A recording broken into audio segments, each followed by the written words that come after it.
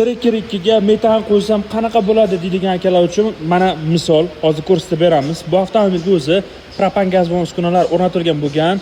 Egalarning istak va xohishlariga ko'ra biz buni metanga o'zgartirib berdik.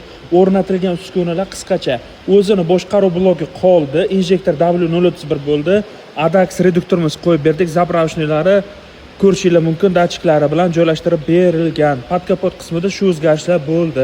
3 ta 30 talik qo'yib berganmiz. Bu O'zbekiston varianti. Mana o'zlaridan yechilgan propan balon va biza qo'yib bergan 3 ta 30 ta balonimiz. Polkamiz ko'tarilib qolgan. To'g'ri, lekin mebelchilarga aytsalar yasatib beradi va bunga o'zingizlarning yukinglarni qo'yishingiz mumkin qo'shimcha ravishda. Qolgan jihatda hech qanaqa muammo yo'q. Bemalol bagaj qismi bor va yuk o'rnatishga joy yetarlicha. Xullas kalom, mana sizlarga yorqin misol. Agarda sizlar Trekker 2 ga propan qo'ymoqchi bo'lsanglar yoki metan qo'ymoqchi bo'lsanglar, ikkilanmasdan bizga murojaat qilaveringlar. 80 talik balon qo'ysam bo'ladi, faqatgina bagaj to'liq yopiladi. Mana shu jihati bor. Kimga shunaqa xizmatlar kerak bo'lsa, Amerika servisga murojaat qilishingiz mumkin. Bu videoni Trekker 2 ga metan yoki propan qo'ymoqchi bo'lgan tanishingizga jo'natib qo'ying.